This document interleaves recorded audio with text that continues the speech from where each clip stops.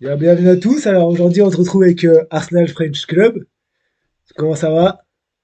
Bah écoute, très bien, merci de l'invitation. Moi, de rien, c'est avec plaisir. Donc, aujourd'hui, on va parler d'Arsenal. On va faire un peu le bilan à la mi-saison là. Donc, pour commencer, bon, je vais demander pour toi, c'est qui ton MVP de ce début de saison du côté d'Arsenal? Waouh. Euh, c'est chaud parce que si tu prends au niveau des stats, au niveau de l'importance dans les points, ça va être forcément Saka. Ouais.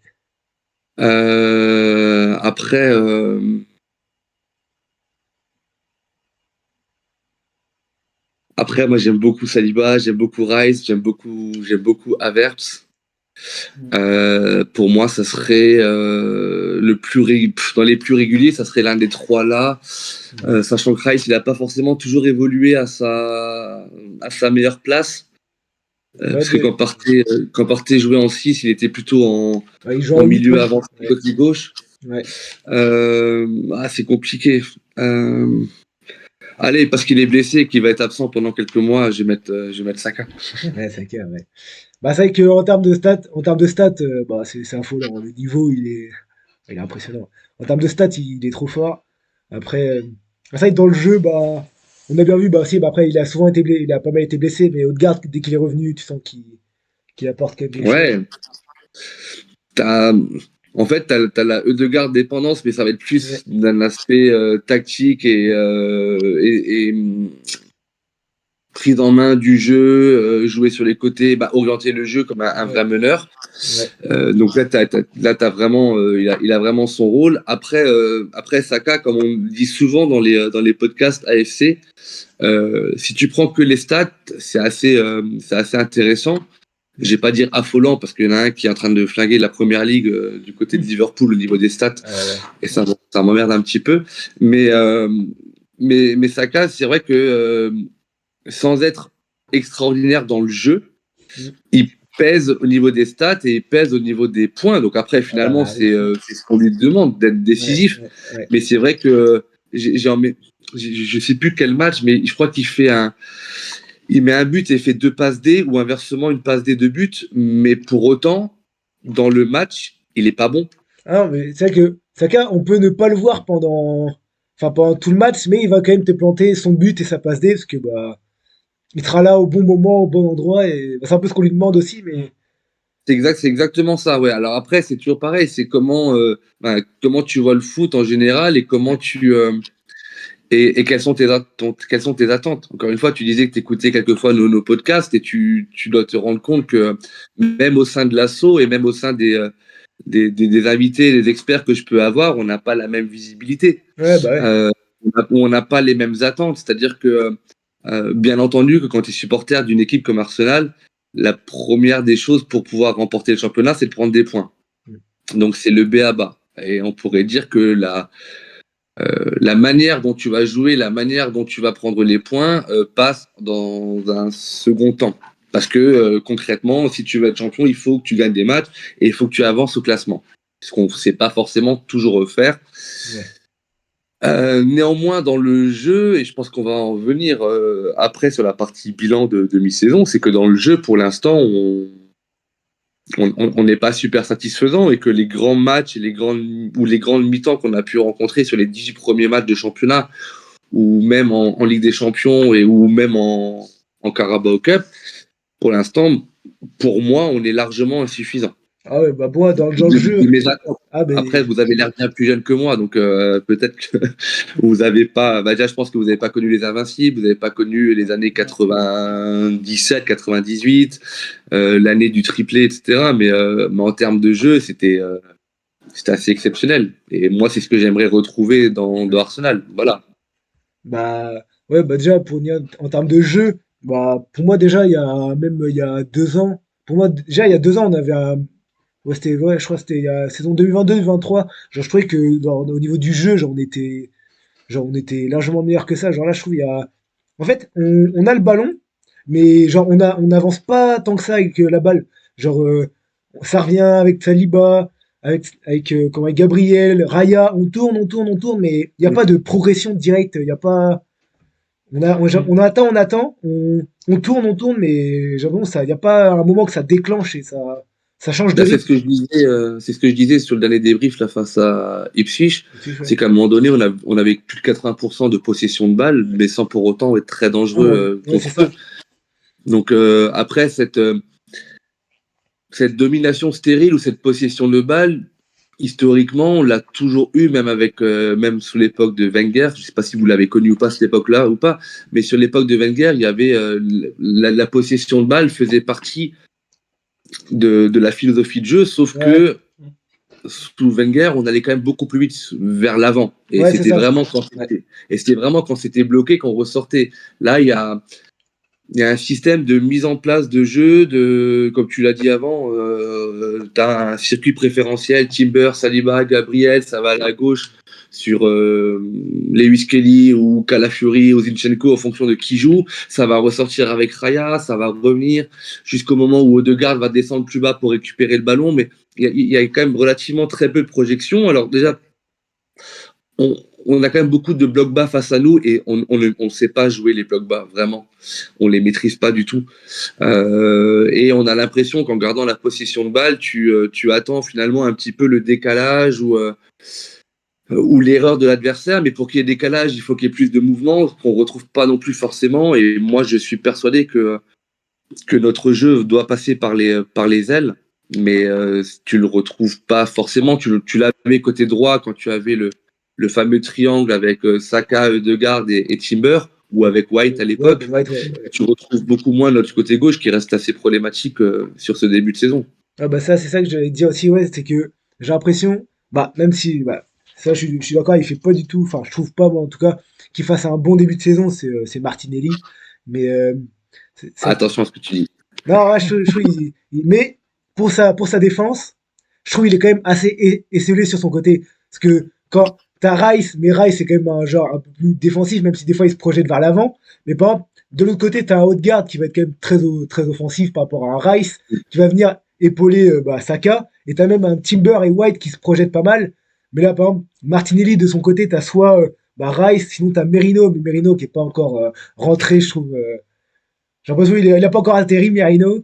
Mais et voilà, je trouve qu'il est assez esselé. À part quand il y avait Calafiori au début, qui venait un peu l'aider. Là, Lewis Kelly, bah, je pense qu'il faut qu'il prenne du rythme aussi. Moi, je trouve pour son âge, c'est fort. Non, ce que MLS il fait, c'est assez monstrueux. Ouais, Mais alors, du coup, ça fait plaisir parce que ton analyse, elle est exactement celle que nous, on a majoritairement au niveau de l'assaut et au niveau des débriefs sur le podcast. C'est-à-dire que ouais, Martinelli, effectivement, euh, sur son côté gauche, il est très esselé, déjà ouais. dans un premier temps, et il est en manque de confiance, c'est-à-dire que le côté percussion, vitesse, débordement, centre, on l'a pas trop vu depuis le début de la saison. Bizarrement, alors je mets bizarrement entre guillemets, parce que quand tu es sur ton bon pied, c'est quand même beaucoup plus simple. On l'a vu sur le dernier match, quand il est Ouais, sur le côté droit, sur son bon pied, les centres arrivent quand même beaucoup plus ouais. rapidement. Ouais, bah, ouais. C'est beaucoup plus facile pour lui et les centres sont plus dangereux.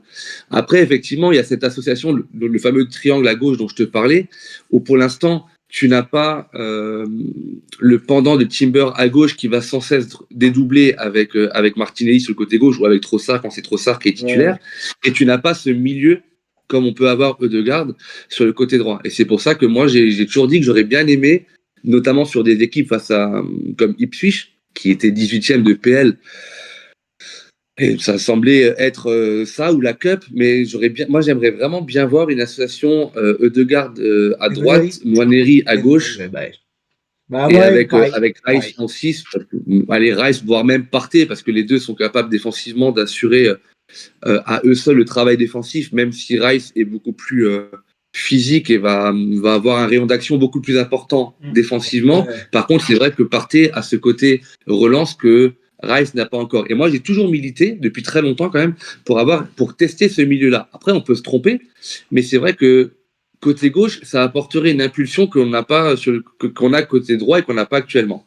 Après, Bah, ça, moi, vous savez très bien que Arteta, il n'est pas fan du tout de ce genre d'essai ou de ce genre de changement et que souvent il parle de contexte pour Nwaneri. ouais, ouais, ouais, bah, ouais. Donc voilà. Mais moi, je pense que Merino ne sera pas ce profil dont on a besoin sur le côté gauche. Après, la fanbase est assez unanime pour lui laisser le temps, donc laissons-lui le temps, mais je suis pas sûr que le temps changera quelque chose. Mais c'est vrai que moi, pour revenir à comment est-ce que tu disais par rapport à l'association Haute-Garde et Nonnery, moi je trouve, bah justement, c'est dans des matchs comme ça, quand tu joues contre Ipswich, tu vois que bah il faut inculquer quelque chose. Et un Edouard Neri, tu sais qu'il il est insouciant, il est jeune, il peut te faire exploser la défense directement. Et je pense, on n'a pas testé encore Haute-Garde et Nonnery, donc on peut pas dire ça marche pas, on n'a pas essayé.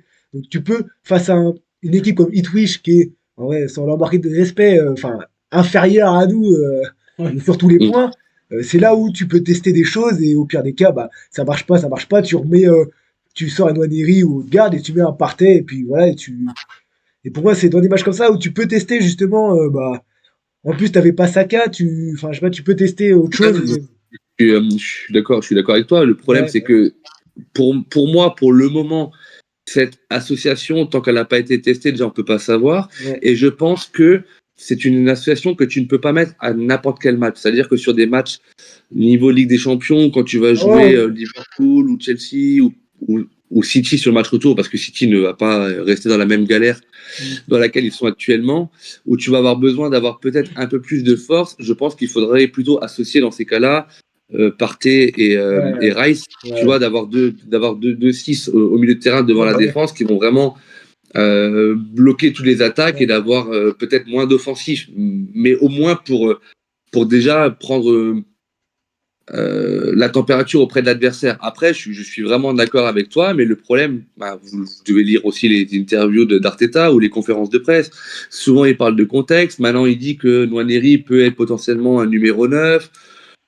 C'est un peu.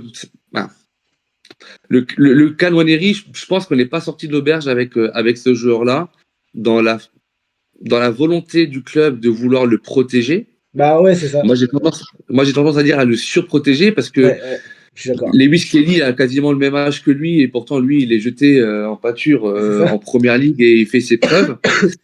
Alors ouais, donc visiblement il faut lui laisser le temps parce qu'on a peur des blessures, etc. Ah, voilà, faudrait juste pas qu'il s'impatiente de trop et que un autre club lui garantisse du temps de jeu. Voilà. Après c'est un joueur de l'académie donc j'espère que le côté sentimental va faire la différence et qu'on l'aura avec nous pendant des années, mais voilà. Mais c'est vrai que c'est compliqué sur le côté gauche pour l'instant. Bah, moi, c'est vrai que j'ai cette peur, entre guillemets, c'est que, ouais, on dit, ouais, non, on le lance pas, on le protège, dans les gros matchs, ça, je suis complètement d'accord. Tu vas pas le lancer face à un Liverpool, tu vas pas le lancer face à un, un Tottenham, Bah, je sais pas. et même pourquoi pas? Pourquoi pas? Parce que des gros matchs, on en a fait sans Ødegaard quand Ødegaard était blessé. Et je pense qu'il y avait peut-être matière à lui donner plus de temps de jeu ou au Ouais, moins à l'essayer. Parce que c'est le seul qui aujourd'hui ramène de la percussion et de la vitesse dans le milieu de terrain. Mais voilà, visiblement, le contexte n'était pas le bon. Après, hormis sa dernière apparition, toutes ses entrées ou ses titularisations en cup ont été très bonnes. Donc voilà, je pense que pour le moment, il faut se contenter de le voir si peu malheureusement, mais il faut se contenter des morceaux de match qu'on peut lui donner euh, et attendre soit un déclic de Degas, soit entre guillemets une obligation de résultat ou de jeu où là Arteta n'aura pas forcément le choix. Mais on connaît tous Arteta, c'est quelqu'un qui est entre guillemets assez obtus dans le schéma qu'il veut mettre en place et je pense sincèrement qu'il sait où il veut aller. Après, moi, le doute que j'ai, c'est est-ce qu'il a vraiment les bons joueurs pour le faire. Notamment, en disant ça, je remets quand même un petit peu en question le recrutement qu'on a fait lors du dernier mercato estival. Mais ça, mais en plus, il là, n'y a que la deuxième partie de saison qui pourra nous le dire. bah, ça. En plus, là, on a pu, Edu, en plus, pour les prochains mercato, je sais pas, on a pu Edu. Ouais. Bah, le départ d'Edu, c'est aussi, on l'avait abordé, on avait fait un épisode spécial sur son départ justement où moi j'avais pas voulu forcément trop lancer la polémique, mais j'avais posé la question aux invités du jour en disant mais vous pensez pas que Edu, il y a vraiment un truc plus profond parce que de dire qu'il part parce que c'est une évolution sportive, parce que il intègre un groupe qui va lui donner carte blanche, où il va faire encore plus que Arsenal. Je pense qu'Edu, en tant qu'ancien Gunners, Bah ouais, c'est ça. il y avait moyen de le garder. Et moi, je pense vraiment, et c'est un avis très personnel, que le mercato, le dernier mercato d'été que l'on a fait, je pense qu'il a créé des tensions avec un non-retour entre Edu et Arteta. Ça, c'est un point de vue très personnel, hein, mais Merino, Edu n'en voulait pas. Le gardien remplaçant, Edu n'en voulait pas. Neto, ouais. Sterling, Edu était pas chaud. Alors après, on pourra me dire, ok, c'est bien de ne pas être chaud, mais qu'est-ce qu'il aurait proposé? En même temps, on n'est pas dans tous les dossiers, donc on ne sait pas.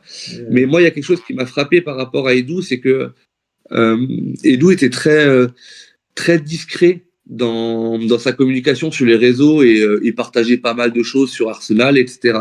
Et à partir du moment où il a été, entre guillemets, dispensé de ses fonctions et qu'il a pu rester à la maison pour les 6 derniers mois de son contrat, Edu, il publie des trucs genre je fais une bouffe en famille ou je suis à Londres en train de me promener pendant qu'Arsenal joue, tu vois. Ouais. Donc je pense sincèrement qu'à ce niveau d'intellect de ce genre de personnes-là, c'est volontaire, tu vois. Ouais, bah ouais. Je suis pas sûr que c'est une maladresse. Je pense qu'il y a un vrai message derrière et ça aurait tendance à me conforter dans ce que moi je pense. Alors encore une fois, moi je suis pas dans les petits papiers d'Arsenal, je ne suis pas journaliste spécialisé d'Arsenal, mais c'est un feeling que moi j'ai et que certains membres de la fanbase sont de plus en plus nombreux à se poser la question Ouais, ouais. si c'est pas une vérité. Tu vois, je sais pas ce que toi t'en penses, mais pour moi il y a eu de la friture dans la relation. Bah, c'est vrai que bah, je trouve le mercato était quand même assez enfin surprenant entre guillemets. Genre parce on entendait plein de choses, mais il y avait rien qui se passait en fait. Genre à chaque fois on entendait un peu des noms par-ci par-là.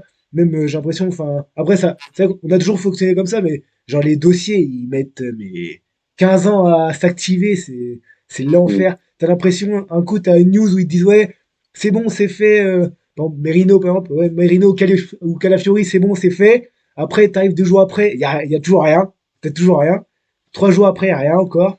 À chaque fois, ils disent, ouais, c'est bon. Tu t'entends que c'est bon partout, mais t'as rien, t'attends. Et c'est que j'ai. Après, ça, c'est vrai que ça fait quand même assez longtemps. Enfin, j'ai l'impression, moi, depuis 3 4 ans, à chaque fois, c'est ça. Tu t'attends au mercato et tu sais que à chaque fois, de toute façon, ça met du temps à arriver les dossiers. Mais je trouve, ouais, on n'a pas fait un mercato qu'on aurait pu faire. Je trouve le mercato n'a pas été en vrai très fou, quoi. De prendre Bah, Sterling après, à. de façon générale, en première ligue, le mercato a été quand même relativement calme. Ouais.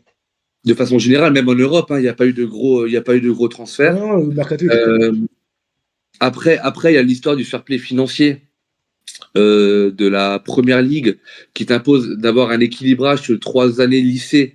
Et donc, vu qu'on a quand même dépensé 120 millions pour Rice et Rice. 75 millions pour Havertz, sans avoir vraiment beaucoup vendu, ni l'année dernière, ni cette année, même si cette année, la vente de Nketiah, c'est un vrai hold-up que l'on a fait, mais tant mieux. Euh, même Smith Rowe, qui, dans un autre registre, on connaît ses compétences, mais sortait quand même de pas mal de blessures. Ce que Ouais. Fulham a mis, franchement, ça a été très bien vendu.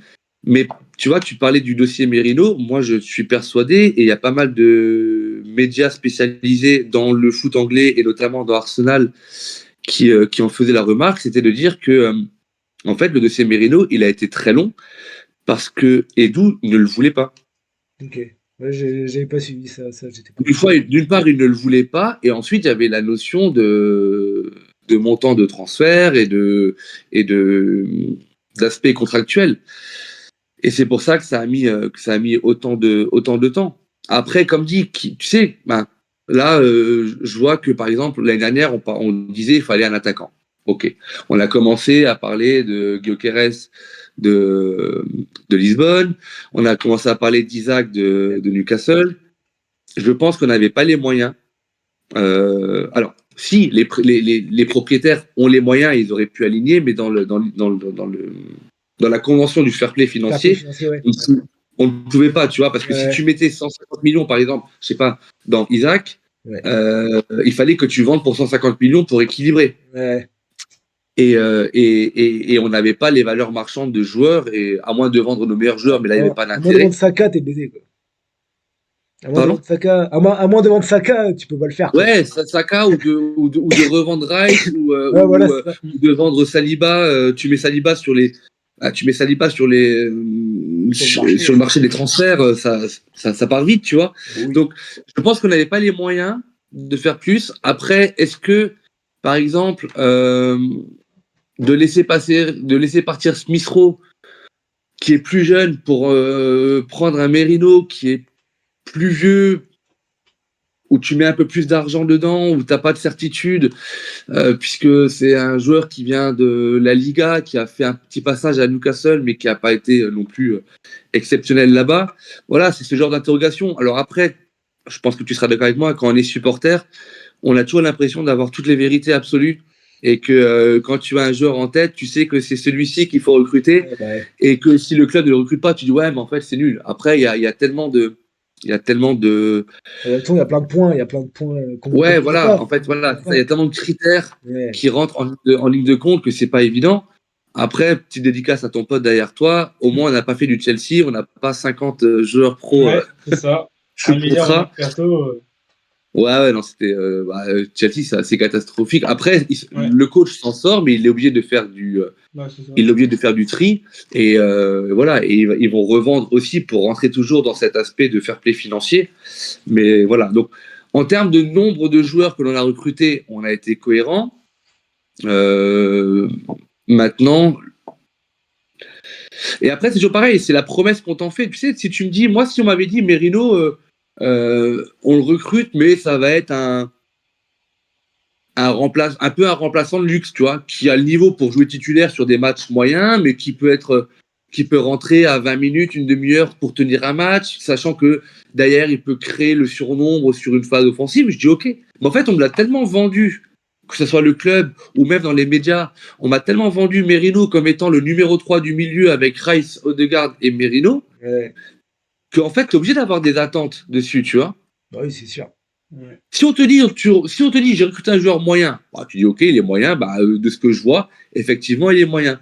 Quand tu recrutes un joueur, on te dit, bah, Arteta l'a jamais dit comme ça, mais entre les lignes, c'était un petit peu ça. Quand on te dit, ouais, tu recrutes un milieu masterclass pour le club pour faire évoluer, et que tu vois les prestations de Merino, moi, j'ai du mal à être aligné avec ça, tu vois. Ouais. Maintenant, voilà, tout le monde dit qu'il faut lui laisser le temps, donc Ouais, moi aussi, ouais, je vois ça partout, qu'il faut lui laisser le temps, mais. bah, moi, je n'y crois pas. Mais après, j'espère me tromper. Mais je suis Ouais, bah pas, ouais. je sais pas, je suis pas convaincu, on va dire. Ouais, ouais. Ah ouais, c'est vrai que moi, ce que j'avais pas compris au mercato, c'était que, bah, en fait, Merino, on n'avait aucune certitude. Et en fait, on a vendu Smith Rowe, qui peut jouer au même poste que Merino. Et du coup, derrière, on n'avait plus de doublure, parce que derrière, on a vendu Smith Rowe et on envoie en prêt Fabio Vera à Porto. On revoit Fabio Vera en prêt à Porto. Du coup, je me dis, mais Merino, ça marche pas. T'as qui derrière? Tu remets Rice en 8 et Partey en 6, alors que bah Rice, enfin moi après c'est mon avis, pour moi Rice là où il est meilleur, c'est en 6 devant la défense et avec un 8 comme Odegaard et un autre 8. Mais le truc c'est que du coup tu mets Merino sauf que t'es pas sûr. Et après Fabio Vera, bah, c'est sûr on n'avait rien de fou non plus, mais Ouais. J'avais aucune, t'as aucune certitude non plus. non, aucune espérance dans ce joueur-là. Ouais ouais. Je pense qu'il est pas fait pour la PL. Alors, peut-être que ses facilités, on va dire techniques, tu vois, c'est peut-être un joueur qui pourrait s'intégrer dans un effectif comme City, dans le jeu que City veut mettre en place, etc. Mais nous, on a besoin de bons joueurs. Tu vois, Ødegaard, par exemple, là où il a énormément progressé, c'est dans le duel, dans l'impact physique. C'est-à-dire qu'il a toujours été très bon balle au pied. Ouais, bah, ouais. Mais aujourd'hui, quand tu es dans un temps faible, bah, si Ødegaard il doit aller au combat, au charbon et mettre le pied, il le mettra, tu vois. Ouais. Et Vieira, moi, j'ai jamais trouvé qu'il avait cette intensité-là. Mais après, comme tu dis, tu laisses partir Smith Rowe. Alors après, c'est toujours pareil. À Arsenal, je crois qu'on a beaucoup l'aspect, tu sais, l'attachement sentimental à l'académie et aux Baby Gunners. Donc, quand tu as un Baby Gunners qui part, je crois que ça t'embête plus que quand tu as un joueur lambda qui part, Ouais, bah, pardon. Et c'est vrai que Smith Rowe, c'était voilà, c'était un peu compliqué de le voir partir, Ouais, bah ouais. d'autant plus qu'il a fait un très bon début de saison avec Fulham. Mhm. Donc on se disait ouais, c'est con quoi. Et Ouais, après on te dit ouais, mais il est blessé, là. on te dit que Smith Rowe on le vend parce que finalement le backup de Degarde ça va être Nwaneri. Ok. Bon, tu te dis, ok, il y a un jeune, il y a un joueur de l'académie qui part pour laisser sa place à un autre joueur de l'académie plus jeune. Tu dis, ok, ça peut Ouais. être cohérent et on récupère dans l'histoire 40 ou 45 millions d'euros. Pourquoi pas? Sauf que la blessure de Degarde pendant les 2 mois, t'as pas vu la doublure de Nwaneri, en tout cas beaucoup trop rarement. Et donc du coup, tu te dis ouais, mais en fait, vous prenez un peu Arteta. Des fois, dans ta communication, tu prends un peu les gens pour des jambons, tu vois. Mhm. Mais voilà, c'est compliqué. Franchement, on maîtrise vraiment pas grand chose. Et je pense qu'en interne, nous, on doit être on doit maîtriser, tu vois, genre 2 ou 3% de vraiment comment que ça fonctionne et Bah oui, c'est quels sont sûr. les enjeux, quels sont les enjeux et quelles sont les possibilités de chacun des clubs. Ouais. Là, on arrive à la trêve et il va y avoir le mercato hivernal qui va s'ouvrir. Tout le monde dit il faut recruter, mais très honnêtement, toi, aujourd'hui, tu es directeur sportif d'Arsenal, tu recrutes qui et à quel poste? Bah justement, je sais pas. Ça, c'était une des questions que j'allais te demander justement. Qui recruter si tu recrutes? Bah, je pense déjà, pour moi, faut combler le manque qu'il va y avoir, c'est bah, la blessure de Saka. Ouais, faut combler parce que je pense, je sais pas si Martinelli, Trossard, En fait, t'as la blessure de Saka qui est associée à la Sterling, blessure moins longue de de Sterling Sterling. aussi. Ouais, bah oui. Et même Sterling, on n'a aucune certitude non plus. Non, et t'en as donné aucune le peu de temps où il a joué. Ouais, ouais, c'est ça. Il a rien montré à part un but c'était En club, en cup, ouais. À part le ouais. but là, ouais, quand il rentre, et encore, bah après, il avait pas eu beaucoup de temps de jeu, mais quand il en a, il montre rien. Et Bah, le problème, il est là, c'est qu'avec la blessure de Saka, alors Sterling apparemment devrait revenir rapidement, mais avec la blessure de Saka, pardon, on a 4 offensifs qui sont Martinelli, Trossard, Gabriel Jesus et Havertz. ouais, Le problème, c'est que c'est sur 4 offensifs-là, tu pourrais dire, OK, t'en as 4 pour 3 postes, mais on a vu que Havertz, quand il n'est pas aligné avant-centre, Arteta compte tellement sur lui qu'en fait, c'est lui le 8, et son dernier match était assez plaisant. Moi, j'ai vraiment bien aimé son match à Havertz. Alors, il manque le côté automatisme côté gauche, tu vois, mm, mais ce qu'il a proposé, franchement, c'était d'après moi très très intéressant. Et après, Arteta va te dire ouais, mais on a le jeune Ethan qui peut jouer neuf. Bah, si demain Trossard se blesse ou si demain Gabriel ou s'il y en a un des 4 qui se blesse, t'as plus droit à l'erreur déjà. Donc effectivement, à partir de ce moment-là, tu te dis il faut recruter un offensif. Mais après, tu t'appelles Arsenal, tu joues le titre, tu es encore qualifié dans les 2 coupes nationales et tu es presque, on va dire, qualifié on va le laisser. euh, pour la Ligue des Champions. Ouais, En tout cas, qualifiable pour la Ligue des Champions, on va dire, avec un avantage non négligeable, puisque ouais, pour bah, l'instant, on est dans les 8 premiers, ouais, qu'on a 2 adversaires qui sont à notre portée, que si on gagne les 2 derniers matchs, ouais. on sera, on passera directement. Donc, du coup, tu te dis, OK, faut recruter un offensif. Au niveau de l'académie, il n'y a pas grand-chose qui peut vraiment évoluer en première ligue, à part peut-être Nwaneri, encore une fois. Mais Nwaneri, d'après moi, c'est plus un milieu de terrain offensif qu'un attaquant. Je le vois pas attaquant. Et après, tu veux recruter un attaquant. Et on va revenir au même discours que pendant le mercato estival. On va revenir avec les mêmes noms. Gyökeres, Isaac, etc. Mais ils sont toujours invendables. Là, Newcastle, ils ont Ouais, ouais, j'ai estimé vu, ouais. 180 millions. Ouais, j'ai vu, ouais. Les mecs, alors déjà, on mettra jamais 180 millions en janvier et on mettra pas 180 millions en été, c'est sûr. Impossible. Donc du coup, quel est aujourd'hui l'attaquant moyen qui est capable de faire le taf, etc. C'est toujours compliqué. Déjà, qu'est-ce que tu mets comme profil? Est-ce que tu recrutes un neuf, sachant que si tu regardes, tu sais, si tu essaies de doubler tous les postes, bah, tu te dis que potentiellement côté gauche, on a Trossard, Martinelli Ouais. et Gabriel qui peut jouer sur le côté. Mm. Côté droit, on a Martinelli, Gabriel et le retour de Sterling. Parce que Gabriel peut aussi jouer sur le côté. Ouais. En avant-centre, on a Gabriel, Alerte. Jesus et Havertz. Ouais. Est-ce que du coup, on recruterait pas un avant-centre, mais tu sais, un petit peu à la Giroud, très dur physiquement, qui pèse sur les défenses, comme un Mateta à Crystal Palace. Mais est-ce que ces joueurs-là ont le standing d'Arsenal? La réponse est non, parce que quand tu vas recruter un joueur, si tu recrutes un joueur cet hiver, tu as deux solutions. Tu as soit le prêt, avec une option d'achat ou une obligation d'achat, ou alors tu as l'achat direct. Moi, j'ai vraiment, je pense que, et je suis pas forcément fan de ce que je vais te dire, hein, mais je pense qu'on va tenter le dossier Rashford. Rashford. Je pense. Mais quand je te dis ça, ça veut pas dire que je veux Rashford chez nous, tu vois. Mais c'est le genre de joueur qui peut plaire à Arteta parce que il a été bon, donc tu sais ce qu'il vaut. Il est moins vieux que Sterling. Et Arteta, c'est aussi un mec, alors après ça passe, ça casse, mais qui est capable de redonner vie à un joueur, tu vois. Ouais. Peut-être en le positionnant différemment, etc. Rashford, de toute façon, Manchester n'en veut plus. Est-ce que pour alléger les finances de Manchester et leur permettre peut-être de prendre un autre joueur en prêt, etc., est-ce qu'on peut pas négocier un prêt avec une option d'achat qui est définie à l'avance? Si au bout de 6 mois ça va pas, bah tu laisses repartir Rashford. Si au bout de 6 mois ça va, bah tu as déjà défini un montant ferme pour l'achat. Moi je pense que ça va être plus sur ce genre de joueur-là qu'Arsenal va se diriger. Mais encore une fois, qui est à la tête du recrutement aujourd'hui? Quand on avait fait le dossier sur Edu, on avait dit ouais, de toute façon Edu il avait structuré, il avait une équipe en place, etc.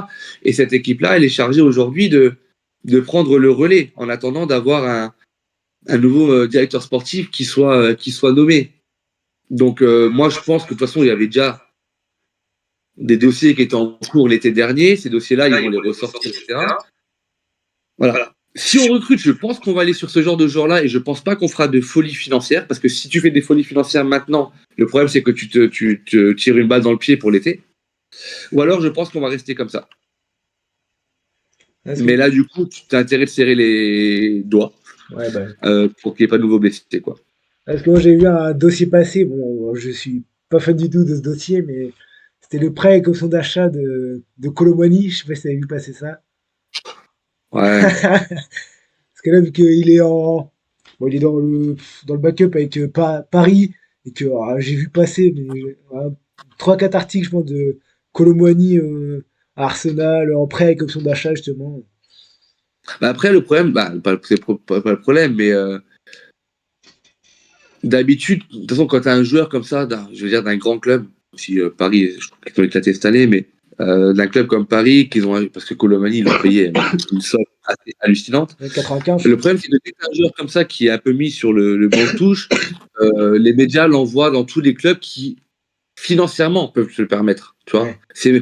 Ils sont même pas en train de réfléchir si le joueur peut correspondre, si son profil peut correspondre au jeu de l'équipe, aux philosophies de l'équipe. C'est juste qui est capable de se le payer et qui est capable de payer le salaire du joueur. Après, à Paris, tu vois que Colomani, il a jamais répondu présent et que, comment il s'appelle, Ruiz, je crois, qui est un vrai neuf pour le coup, commence Ramos.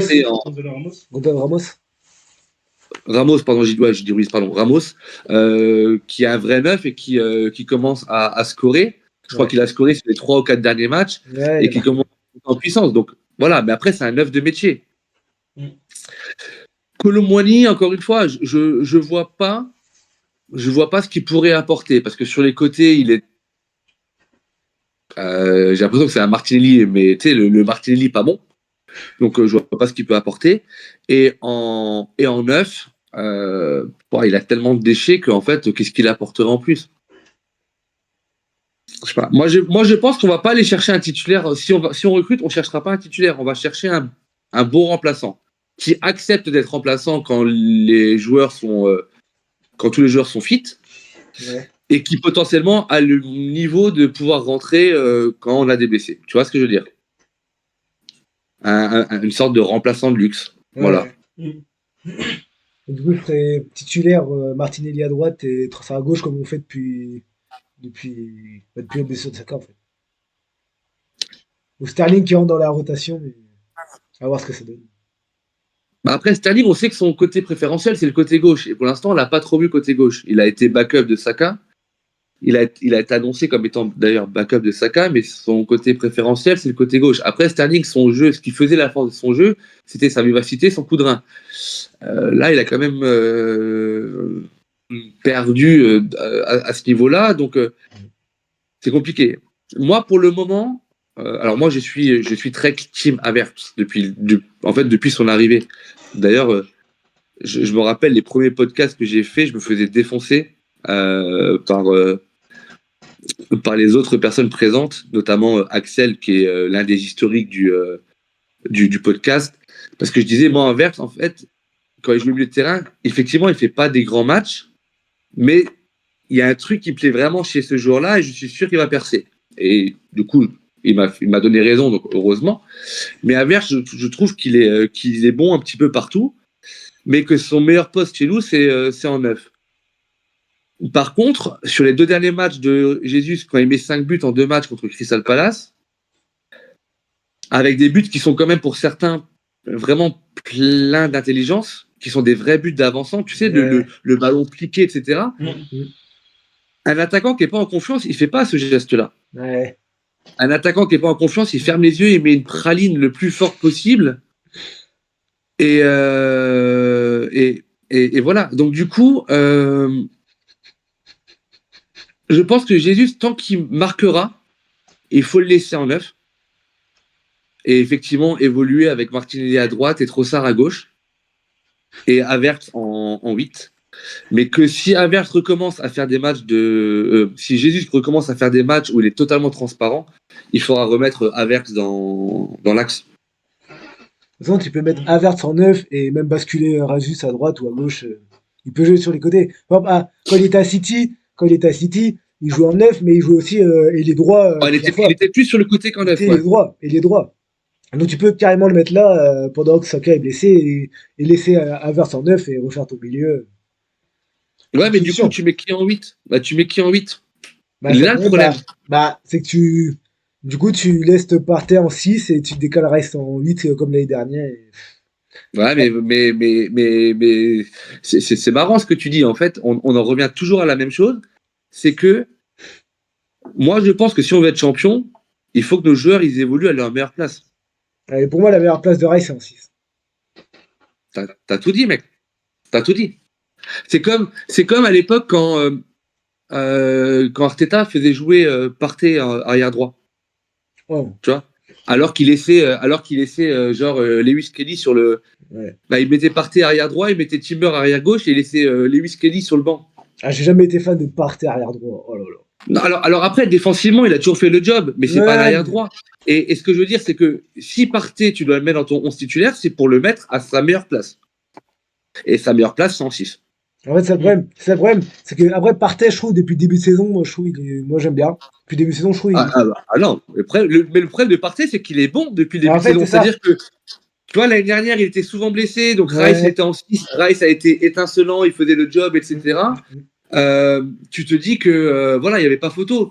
Mais quand Partey est revenu et qu'il a vraiment enchaîné les très bonnes prestations en milieu de terrain, pendant que Rice était blessé, tu dis, mais en fait, il n'y a pas de raison de l'enlever, parce qu'en fait, le mec, il est bon.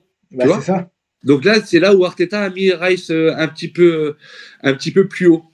Mais tu vois, pour dire que dans la réflexion, de dire, OK, si on met Jesus à gauche et on met Havertz dans l'axe, c'est pour mettre Rice en 8. C'est pas forcément une solution, parce que Rice en 8, c'est pas une plus-value. Hein. Vraiment pas. Hein. Ah ouais, non, bah, de toute façon, je trouve, on gâche, entre guillemets, mais on gâche le joueur un peu. Mais en fait, ouais, ça, le problème, c'est que comment tu fais si t'as envie de mettre Rice, t'as envie de mettre Partey, mais les deux jouent en 6. Après, c'est à Arteta de faire ses choix. Après, je pense, pour moi, Rice, c'est quand même au-dessus de Partey, même si Partey fait des gros matchs. Mais le problème, c'est que tu mets qui derrière en 8, quoi.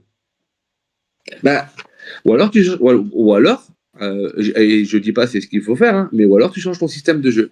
Je reviens toujours à l'exemple des Invincibles, ou 4-4-2, là. même ceux qui ont fait le triplé, le fameux 4-4-2. 4-4-2, ouais. T'avais, au tout départ, quand on fait le triplé en 98, t'as milieu de terrain, c'est Vieira et Emmanuel Petit, deux défensifs.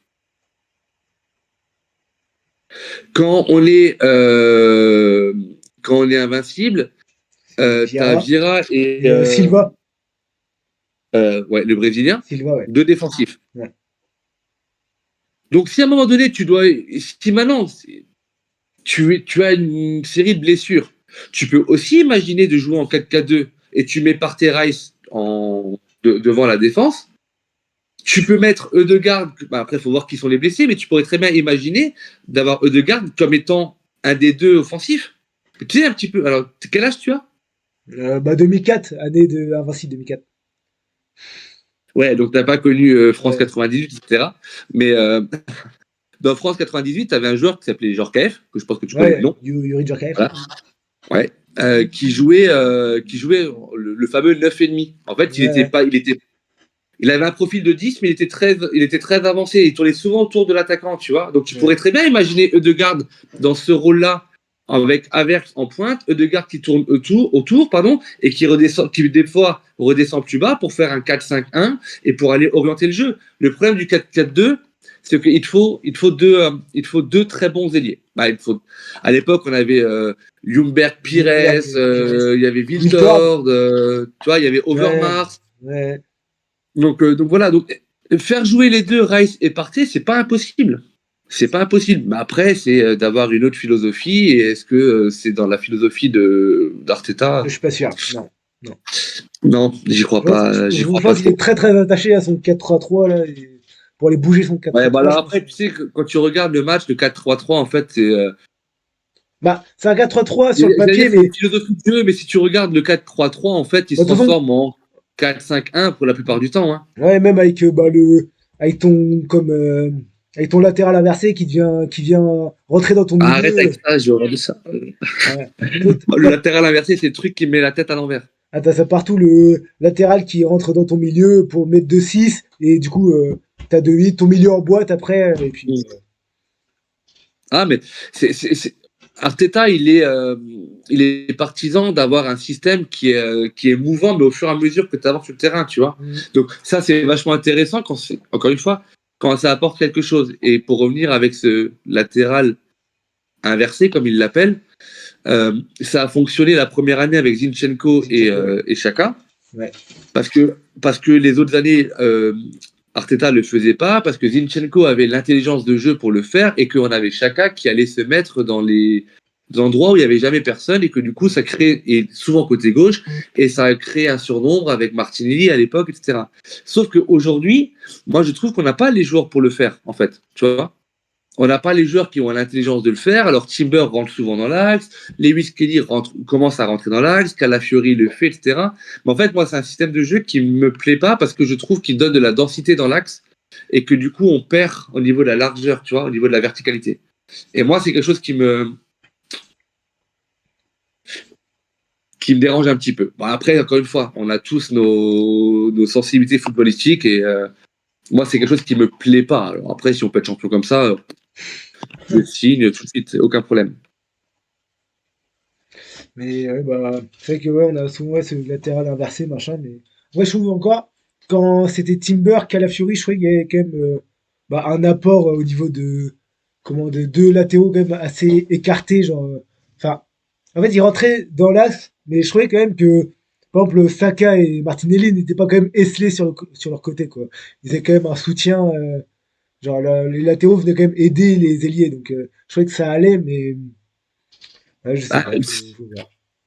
le problème, c'est que si tu prends l'exemple de Timber, si Timber prend la place d'un latéral inversé qui rentre dans l'axe, à un moment donné, il peut pas être et dans l'axe et Ouais, bah dédoubler ouais. avec Saka sur le côté, tu vois. Ouais. C'est pas possible. Euh, Moi, et je le répète assez souvent, moi je pense que une équipe comme la nôtre, avec ce qu'Arteta a mis en place depuis 5 ans, je pense qu'on devrait avoir beaucoup plus de conviction dans le jeu, pardon, et et je reprends toujours l'exemple du 4-4-2 de Wenger à l'époque. Le 4-4-2 de Wenger, il était connu de tous et de tous. On fait, je crois que c'est 49 matchs, je crois, d'invincibilité consécutive. Ça veut dire que pendant 49 matchs, il n'y a pas un adversaire qui a réussi à nous battre. Et pourtant, on avait toujours le même schéma tactique et on a toujours joué avec le même, entre guillemets, le même 11 titulaire, Ouais. sauf blessure ou des trucs comme ça. Donc, pourquoi aujourd'hui on n'arrive pas à avoir une certitude et dire voilà, nous on joue comme ça, on va pas s'adapter à l'adversaire.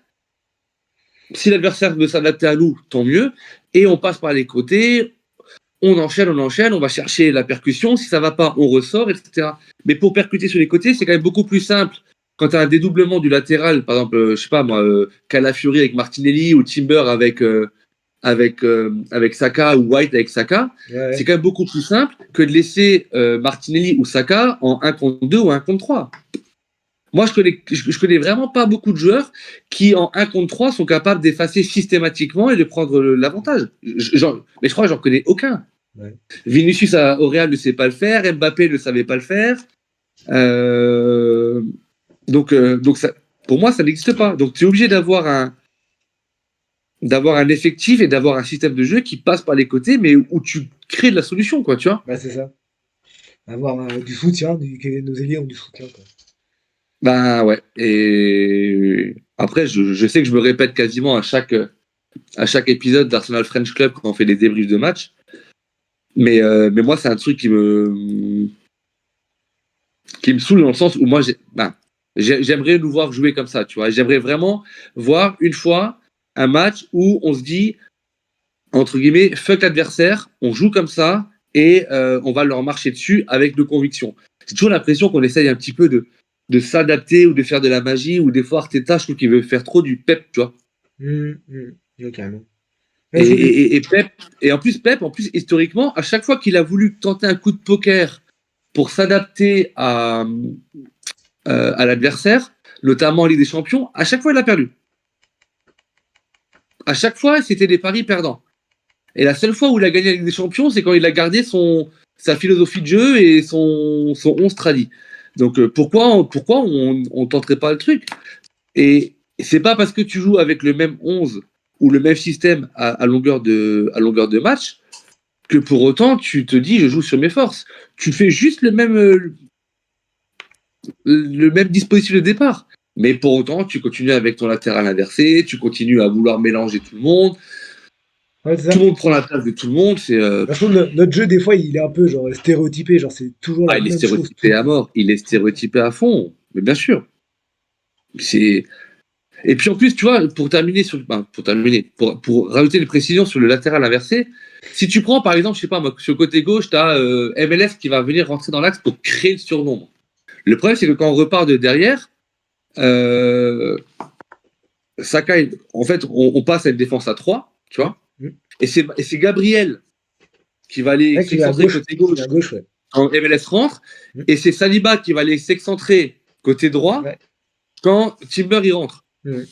Donc au final, au lieu d'avoir une protection dans l'axe en cas de perte de balle, etc., au contraire, tu élargis ta défense. Soi-disant sous prétexte de vouloir élargir le jeu, mais moi, j'ai pas l'impression que ça fonctionne, tu vois, puisque tu crées de la densité au milieu et que tu diminues ta couverture à l'arrière. Donc, ouais, moi, c'est vraiment un système que je suis vraiment pas fan du tout, quoi. Ouais. Après, il y en a qui trouvent que ça apporte quelque chose. Moi, je trouve qu'avec l'effectif que l'on a et les joueurs que l'on a, ça n'apporte rien. Après, voilà. Chacun se fera son avis. Ok, ok. Et tu vois comment, toi, cette fin de saison pour nous? Genre, tu. Est-ce que ta question, c'est est-ce qu'on croit encore au titre ou pas? Bah, un peu, ouais.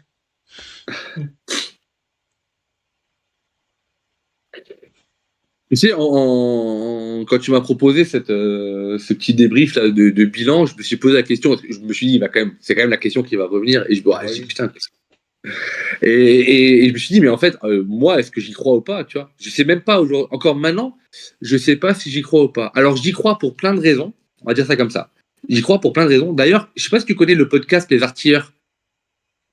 Non. Non? Bah, je t'invite à écouter, c'est un podcast 100% Gunners.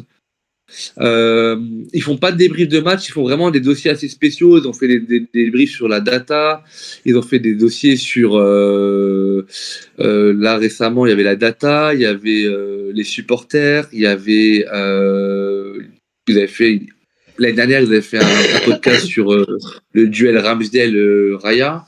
Ouais. Il y a des trucs vraiment intéressants, c'est très documenté. Les experts ils bossent vraiment leur sujet.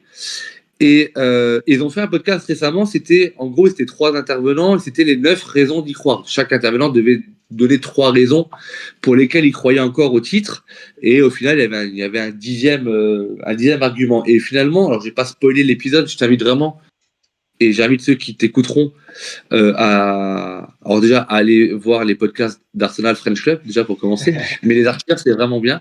Et en fait la dernière raison qu'il disait c'était que en fait on l'a déjà fait, notamment en 98, on a 13 points de retard sur Manchester, on termine champion avec 1 point d'avance. Ouais. Donc mathématiquement c'est possible. Maintenant concrètement et factuellement il y a quoi? On est à 18 matchs joués et on a 36 points avec une différence de but de plus 19. L'année dernière, au même stade, on avait 40 points. Donc on avait 4 points d'avance. Et on avait une différence de but de plus 20. Mais on connaît tous la deuxième partie de saison que l'on a faite à partir du moment où on est revenu du stage Ouais. Ouais. Est-ce qu'à partir du 1er janvier, on est capable de faire... Alors, du coup, il y avait la trêve qui était un peu plus longue, donc on n'avait pas joué aussitôt. Mais est-ce qu'on est capable de faire une deuxième partie de saison comme on l'a fait l'année dernière? Pour le moment, j'ai des doutes, parce que vraiment, je trouve que dans le jeu, on n'a aucune certitude. Mais en soi, ce qui me fait le plus peur, en fait, c'est le rythme de croisière de Liverpool. Et je pense que ton pote fan de Chelsea va dire la même chose. Ouais, C'est-à-dire qu'en fait, tu vois, au niveau du classement, on est 1 point. Bah là, du coup, on est repassé 1 point devant Chelsea, je crois. Ouais, c'est un rapport, ouais. Avec Nottingham Forest qui est pas très loin. Mais moi, je pense qu'ils vont s'essouffler, même s'ils n'ont pas les coupes et qu'ils n'ont pas les des champions, mais je pense qu'ils vont s'essouffler. Alors après, tu as toujours des surprises comme Leicester à l'époque, etc. On a fini deuxième Mais derrière. j'ai un doute. En tout cas, ça joue très bien. Je pense que la course au titre, elle va se jouer entre Chelsea, Arsenal et Liverpool. Je pense pas que City va revenir, même si là, il mène 2-0 face à Leicester. Ouais. Haaland a enfin marqué. Ouais. Mais en fait, je les vois pas revenir parce qu'ils ont tellement de retard et tellement d'incertitude dans le jeu que, tu vois, je les vois pas tout fracasser et faire un sans faute et enchaîner que des victoires. Ils vont continuer à perdre des points, même si c'est en faisant des nuls. Liverpool me fait assez flipper quand même, quoi. S'ils jouent comme ils font en ce moment, je pense que ça va être vite réglé. Bah, en fait, c'est ça. C'est que le truc, c'est que tu as. Ils ont les points. Donc potentiellement, ils ont 9 points. Alors, ils ont 6 points d'avance sur nous, potentiellement 9 avec le match en retard qu'ils ont joué. Everton. Je joue Everton. Ouais. Après, ça reste de la PL, mais ce que je veux dire, c'est qu'ils ont. Tu vois, par exemple, ils sont menés face à Fulham. Ils sont réduits à 10 contre 11. Ils sont menés 2 fois. Et ils égalisent 2 fois. Et en fait, tu as cette dynamique. Et en plus, dans le jeu, c'est vraiment intéressant ce qu'ils proposent cette année. Ils ont perdu qu'un match. Ils ont fait plus de nuls que nous. Nous, on a perdu 2 matchs.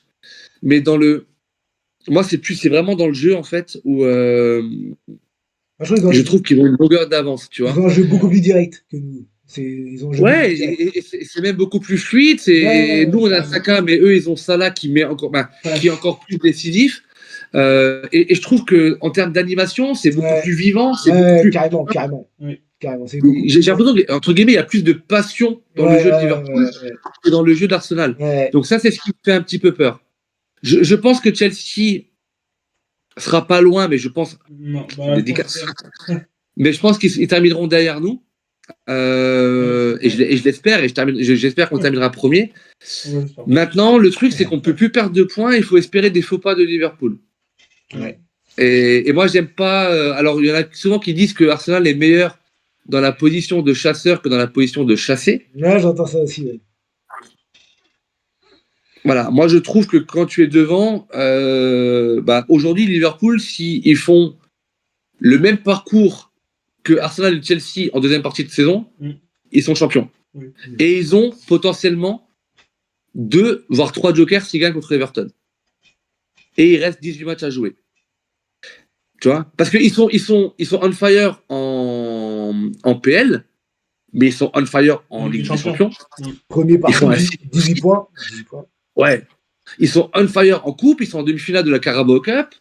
Ils vont jouer Tottenham en demi. Ils ont explosé Tottenham Ouais, 6-3, ouais. en championnat 6-3. Ouais, championnat, ouais. Ouais. Donc, ouais. Après, j'espère qu'on se donnera les moyens Ouais, voilà, c'est ça. de jouer le titre Ouais. jusqu'au bout. Tu vois, Ouais. comme l'année dernière. Moi, l'année dernière, le fait qu'on joue le titre jusqu'au bout et qu'on termine deuxième, bah, ok, on perd le championnat, pas sur la deuxième partie de saison, mais on le perd à la période là Bah ouais, où, c'est hier. on commence la période de Noël Ouais. en étant premier et on termine la période de Noël, on est quatrième, tu vois. Ouais, la défaite, c'était Aston Villa, je crois, où on perd Aston Villa. Il y a Villa, on fait 2-2 à Fulham, Ouais. on perd à Newcastle 1-0 sur un but. Ah oui, quand il était clairement. sorti en touche. Sorti en touche, là. Ouais, il y a la sortie en touche et il y a la faute sur Gabriel. Ouais. Donc voilà, donc là, l'année dernière, on perd 5 matchs dans la saison. Là, on a 2 défaites.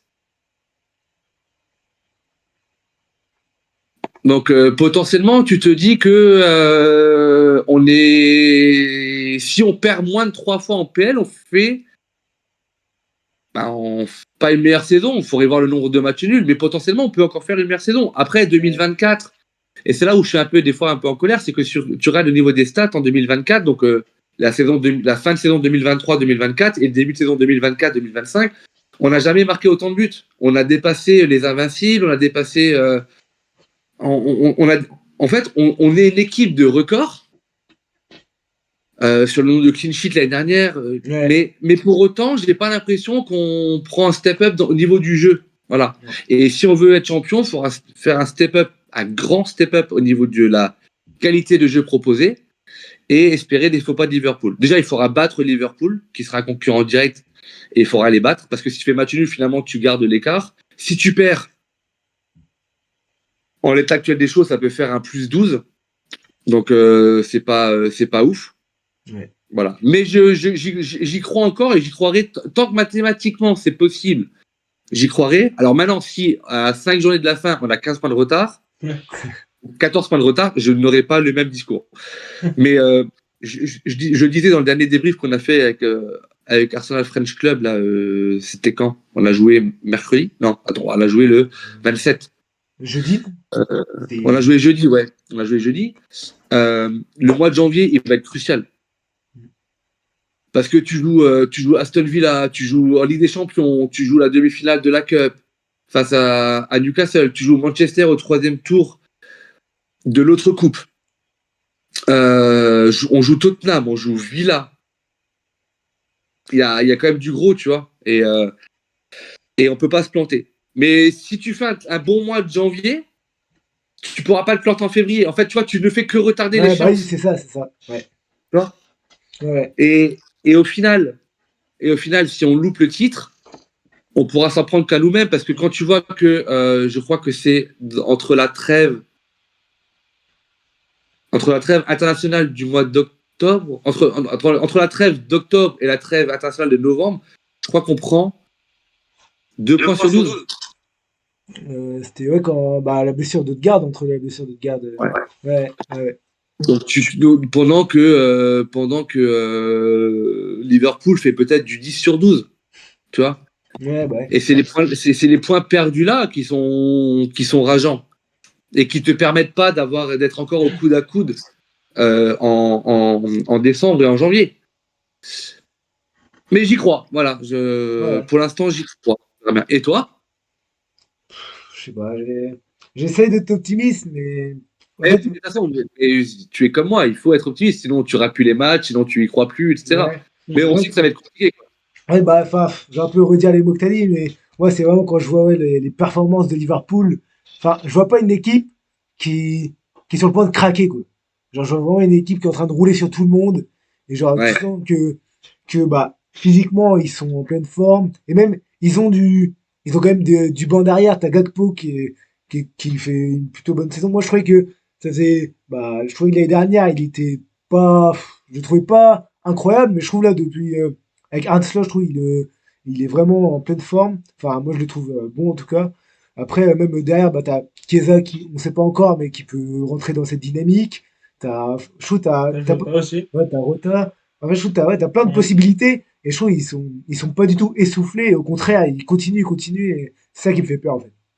Bah, c'est la dynamique de la victoire. La victoire amène de la victoire, la victoire amène de la confiance. Ouais, c'est ça. Bah, je veux dire, le match contre Fulham, le 2-2, c'est un match où ils font match nul à la confiance. Ils sont tellement sûrs d'eux.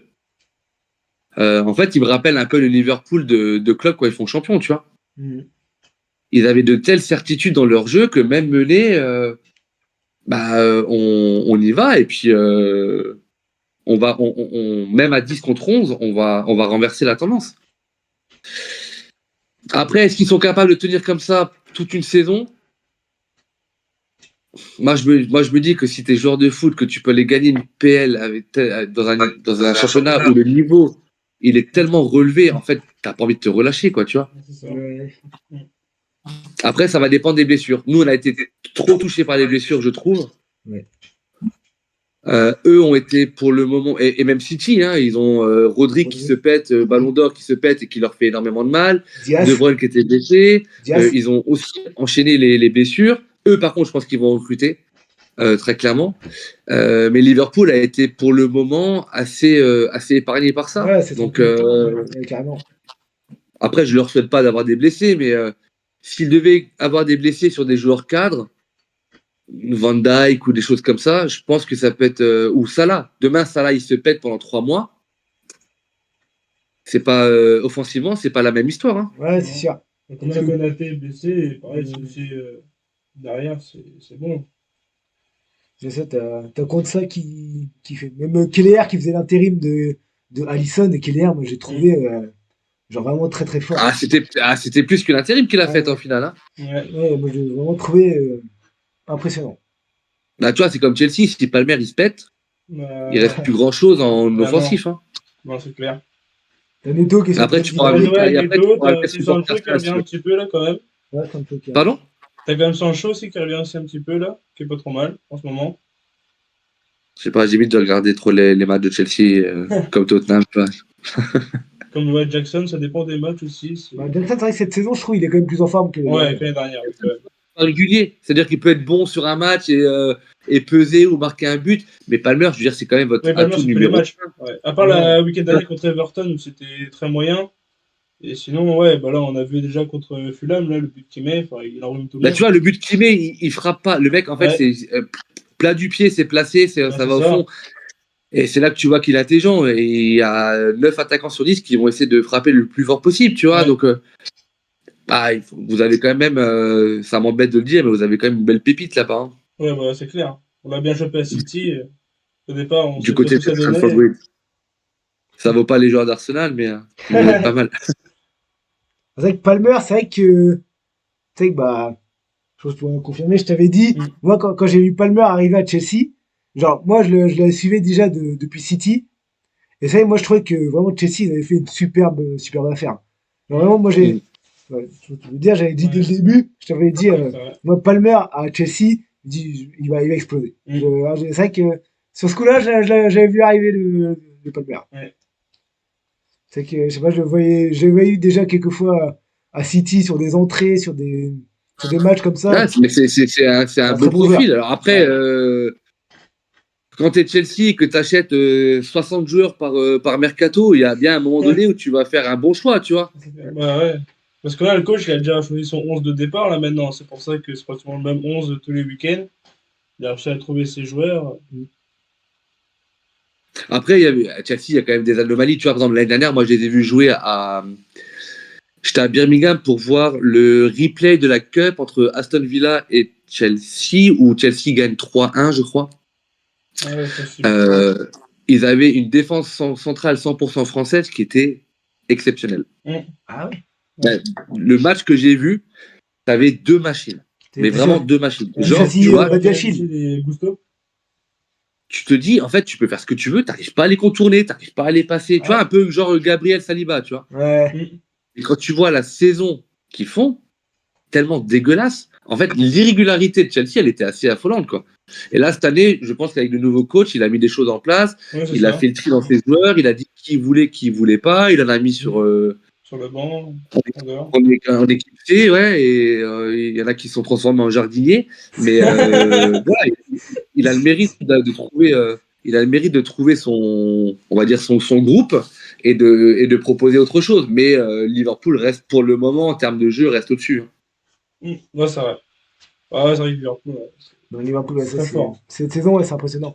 Parce qu'en plus, tu te dis, bah, t'as quand même Jürgen Klopp qui était là depuis, je sais plus, il est parti de quand de Dortmund 2013, un truc comme ça. 2013, un truc comme ça. Bah, il a fait 7 ans ou 8 ans à... Je crois pas qu'il l'a fait autant, il a pas fait, je crois pas qu'il a fait 10 ans à Liverpool, mais il est parti assez, il est parti, ouais, ça faisait un bout de temps qu'il était Ouais. là. Alors Et lui, pareil, tu vois, alors lui, il a récupéré Liverpool, ah qui était, ouais, elle était qui était- dégueulasse l'équipe, hein. ouais, ouais. Et lui, il a mis 2 ou 3 ans Mhm. à créer son groupe, Mais en parce fait, que c'est ça. c'est comme Arteta quand il arrive à Arsenal, il a Mhm. le groupe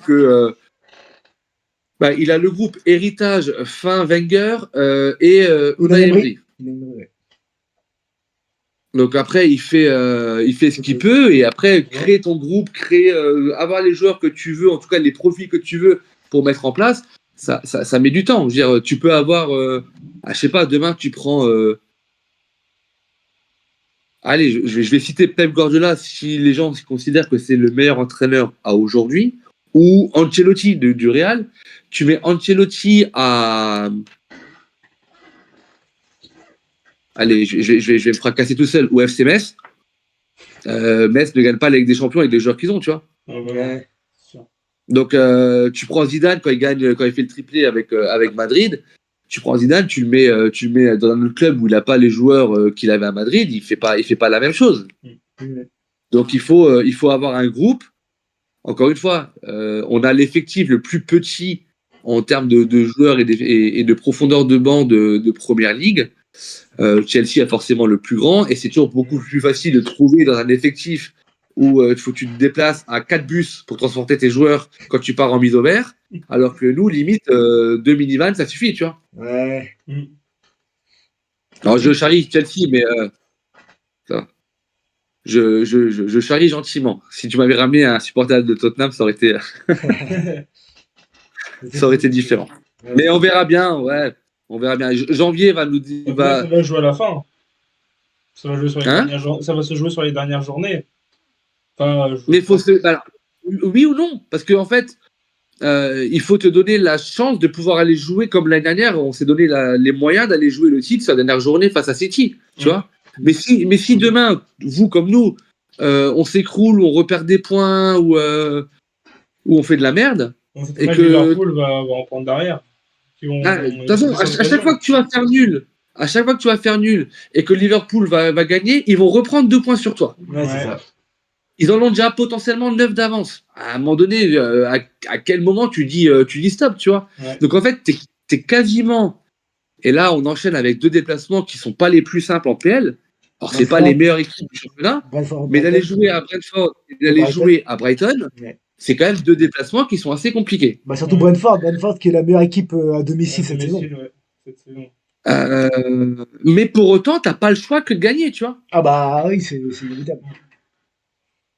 En fait, tu vas avec. Alors, faut pas y aller avec la peur au ventre, mais tu vas avec l'obligation de gagner. Et c'est là où moi j'ai reproché à Arteta dans la première partie, c'est qu'il y a des matchs où tu faisais un vieux match nul 0-0, t'as déjà du retard, et en fait, dans ces changements, tu vois, t'as pas le va-tout, je veux dire, si je gagne pas là, c'est déjà fini, quoi. Parce que Ouais. faire un nul ou perdre un match, tu perds un point. Hein. Tu perds qu'un point. Fais un coaching gagnant ou en tout cas fais un coaching offensif où tu montres que tu as envie d'aller chercher les 3 points de la victoire. Alors sans faire n'importe quoi, garde une structure quand même bien en place. Ouais. Mais je veux dire, quand tu joues, je sais pas moi, je vais citer un exemple. J'ai pas manqué de respect à des équipes de PL parce que je trouve que la première ligue elle est tellement dure. Ouais. Mais je sais pas, demain tu vas jouer à Southampton, tu fais 0-0 à la 85e minute. Je pense que de garder une défense à 3, je sais pas moi, Timber, Saliba, Gabriel à 3, ou Calafiori, Saliba, Gabriel, ça suffit pour défendre face à eux.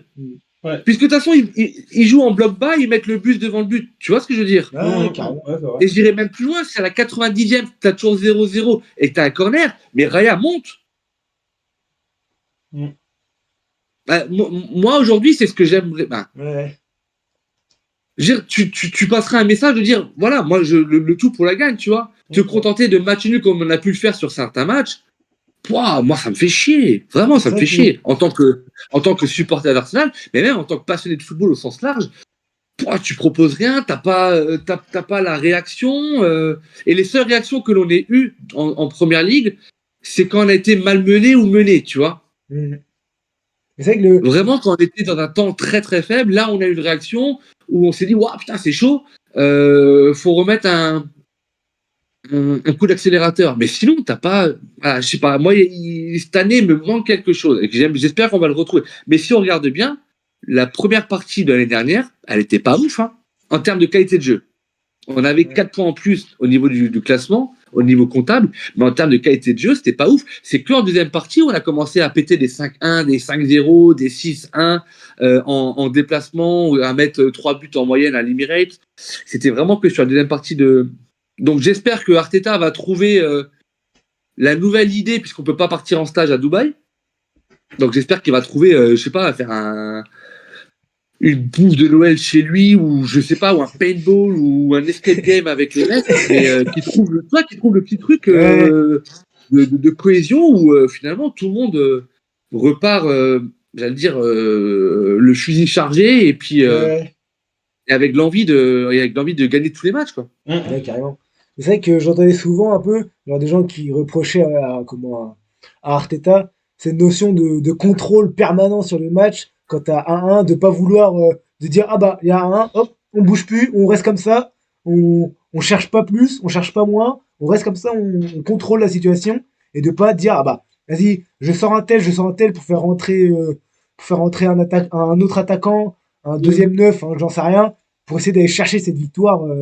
Et les 3 points, quoi.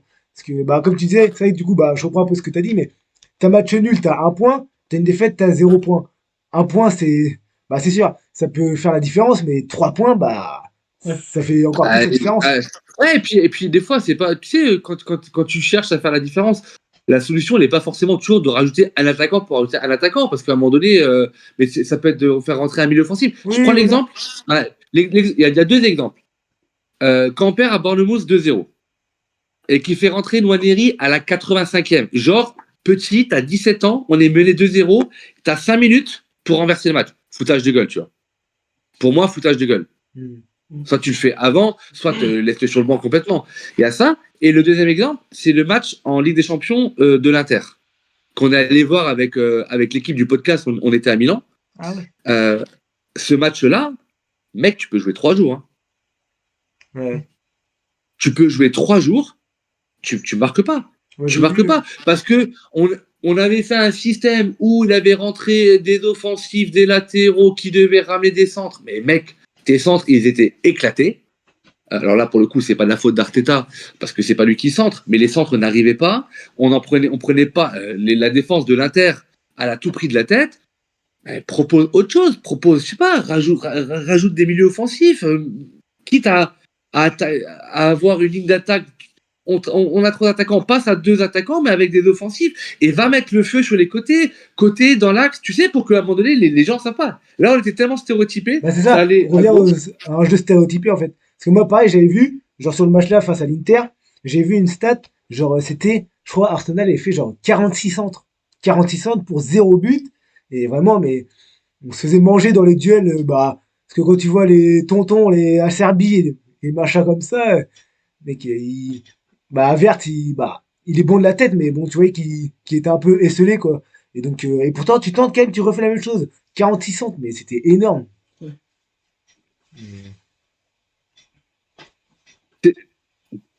Et ce que je te dis, c'est qu'on aurait pu jouer pendant 3 jours Mm. à Milan, Ouais, euh, à part espérer un but contre son camp d'un défenseur ou une boulette du gardien. Moi, je vois pas. Et ça m'a fait chier parce que c'est la deuxième fois que je vais les voir en déplacement en Ligue des Champions. Cette année, j'ai fait Milan, et l'année dernière, j'avais fait Porto. Et je sais pas si tu te rappelles du match de Porto, mais c'était une purge. Ouais, si, bah quand c'était le match aller, Ouais, c'était le match aller, on perd 2-1, non? 1-0. 2-1 ou 1-0? On perd 1-0 et on prend le but à la 93e. Ouais, c'était Galeno. Galeno qui avait marqué la Il frappe a de une loin, là. frappe enroulée, Ouais, Galeno qui avait marqué radicale. la frappe de loin, ouais. Ouais. Mais mec, moi j'ai vu un match où on a été mauvais pendant. Tu vas quand même au Portugal, tu vas avoir ton équipe de cœur, tu vas au Portugal, tu vois un match, mais complètement éclaté. En plus, tu dis, ouais, franchement, ça, en ce moment, ça joue bien, il y a moyen. Oh là là, tu te tapes une purge, mais pas possible. En plus, tu perds. Là, à Milan, on n'a pas été super bon. Alors, on était moins mauvais que contre Porto, mais on n'a pas été super bon.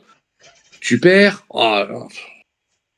À morale de l'histoire, j'ai plus les voir avec des champions parce que je crois que je leur porte la poisse, tu vois. Ça, moi je vais voir, bah, ça, je suis jamais allé à l'Emirates encore, là, je vais voir pour la première fois bah, Arsenal, Aston Villa, là, en janvier. Ah, cool! Donc, bah, je suis jamais allé bah, on était allés tous les deux Ouais. à Londres, on a passé 5 jours à Londres. Et bah, c'était le week-end de Arsenal-Liverpool. Et du coup, Ouais. on a regardé bah, le match dans un pub à Mm. côté. Après, on est allé autour du stade, tout ça. T'es allé où? T'es allé au Tollington ou au Gunners Pub?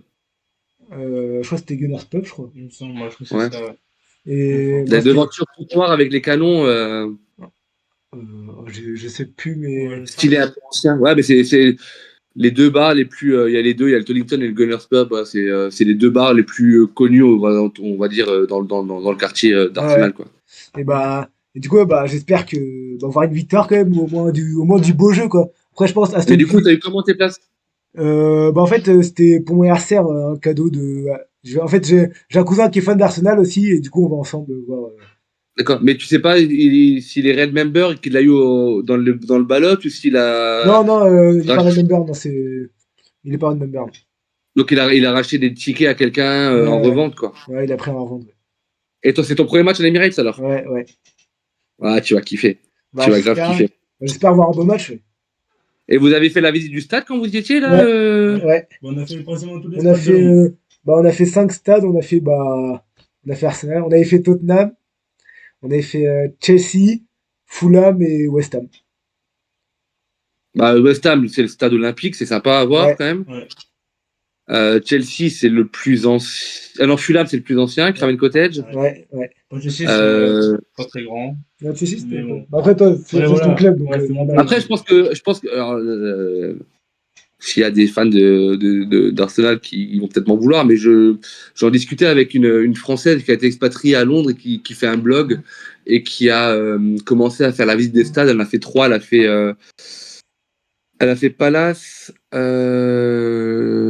l'Emirates et l'autre, je sais plus lequel c'est. Et je lui disais que je pense qu'en termes de visite de stade, le plus impressionnant doit quand même rester celui-là des Tottenham Hotspur. Ouais. Ouais, il est Parce que c'est le magnifique. plus récent, il est Ça. ultra moderne. Ouais. Je pense que il doit y avoir un côté un peu démago, Alors, mais alors que Arsenal, l'Emirates est assez vieux. Et je sais pas vous, mais moi j'ai trouvé les vestiaires super petits, tu vois, par exemple. ouais. Ouais. Et pourtant, Ah, moi, j'ai mais bien aimé, même à l'Emirates, le genre de couloir. Je trouve il est bien fait au niveau des vestiaires. Ouais, ah oui, mais il est tellement vieux en fait qu'aujourd'hui, si tu le compares avec le Tottenham Hotspur, je sais pas si vous avez vu les, les séries sur Amazon Prime, les All or Nothing. Ils avaient fait un All or Nothing sur Man City, tu sais, où ils suivent un club ouais. pendant une année. Mais j'ai vu bah, Arsenal, mais en fait, j'ai pas Prime, du coup, j'ai pas réussi à le trouver en streaming, mais j'ai vu passer ouais, les trucs. Ouais, bah alors du coup, en fait, et donc souvent, donc Prime, ils te mettent tu sais, les caméras dans les vestiaires. Ouais. Et Ouais. donc tu vois, alors Tottenham, C'était Mourinho. c'était à l'époque de Mourinho. Mourinho, et je crois Ouais. que c'est déjà dans le nouveau stade, je crois. Et quand tu vois les vestiaires de City, ils sont super grands. Et en fait, le vestiaire d'Arsenal, alors c'est beaucoup plus grand qu'un vestiaire traditionnel. Mais tu vois, j'ai pas trouvé le côté démago super grand. J'ai pas trouvé qu'ils avaient énormément de place. Mais encore une fois, le stade est beaucoup plus vieux que d'autres. Donc du coup, ça explique cela. Je pense que si demain on devait reconstruire un stade à neuf, ça serait pas du tout comme ça. Mais par contre, c'est chouette. Le bord pelouse, c'est chouette à Ouais, faire. Ouais, ouais, c'est ça, cool. c'est super. Mais bon, Les loges, c'est sympa. on avait fait Fulham. Par exemple, Fulham, c'est vraiment ancien, mais genre, ouais, c'est limite ce qui fait son charme. Ouais, c'était genre vraiment. Le stade pur anglais, quoi. Ouais, ouais, vraiment le stade pur anglais. Genre, Ouais. les Ah, mais c'est tribunes. top. Genre les bancs, c'était encore en bois et tout. Enfin, Ouais. c'était trop cool. Avec les poteaux que tu as devant la tronche. Ouais, c'est ça. c'est ça. Mais le stade d'Aston Villa, il est comme ça à Birmingham. Ah ouais, le parc. Ouais, en fait, quand tu rentres dans les tribunes, Mm. nous on était en tribune latérale en face du banc de touche. Une fois que tu as passé le portique de sécurité, en fait, déjà, tu n'as pas le côté moderne, donc c'est quelqu'un qui te scanne ton billet. Et après, quand tu montes dans les tribunes, mais genre les couloirs, mec, ils font, je sais pas, 1,20 m de large, tu vois. Et tu vas à la buvette à la mi-temps, mais tu as une queue pas possible. Et en fait, le couloir de la buvette, il doit faire 3 mètres de large. Ouais, c'est petit, Donc, ouais. mais c'est super. Alors, c'est super old school et du coup, c'est super mignon. C'est Ouais, les origines du foot comme on les aime. Mais du coup, en termes de confort pour les spectateurs, c'est vachement bizarre, quoi. ouais. Parce que comparé à, je Bon, en tout pense cas, à... je te souhaite de kiffer, donc déjà de kiffer le match. Bah ouais, j'espère. Et t'as plutôt intérêt de nous ramener, de pas être le chat noir, s'il te plaît. Bah ouais, j'espère avoir une victoire, ouais. C'est tout, ouais, j'ai jamais été, alors bah ouais, c'était bon baptême. C'est sympa. Ouais, bah, franchement, l'Emirates à faire, quel que soit le match au final. Hein. L'ambiance à l'Emirates, faut le faire. Bah, je veux dire, quand tu as fait la visite du stade et que tu l'as vu vide et Ouais. que tu vas le faire avec 60 000 personnes, que tu vas entendre le North London Ouais, Forever en début de match, en plus sur un match contre Aston Villa qui généralement nous casse assez les bah couilles. c'est ça que Excuse-moi j'ai du peur en terme. fait, c'est ça que j'ai peur. C'est que j'ai l'impression à chaque fois, avec Aston Villa, on a toujours un truc qui se passe. Ouais, mais bah, mais je vais te dire que indépendamment du résultat, tu sais déjà que tu vas kiffer ton moment, quoi. Ah bah Après, oui, c'est c'est sûr.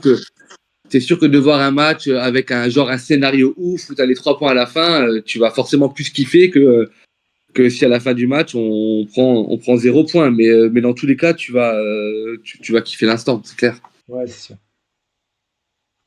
On pensera, euh, on pensera à toi à ce moment-là alors. Bah, C'est quoi, merci. c'est le 14, C'est le 17, 18. 18? Ouais, 18 janvier. Ça arrive vite là. T'as commencé le compte à rebours? Ah, t'es fou. Ah, ça va être trop bien. Ouais, franchement, ouais. Ah, ça va être cool. Ok, ok. En tout cas, bah merci beaucoup. Ouais, ouais, Ben, merci. merci à toi de l'invitation. Voilà, bah. J'invite ton pote à changer d'équipe dès qu'il veut. Hein. On peut passer facilement du bleu au rouge. Ça se Ah passe non, très bien.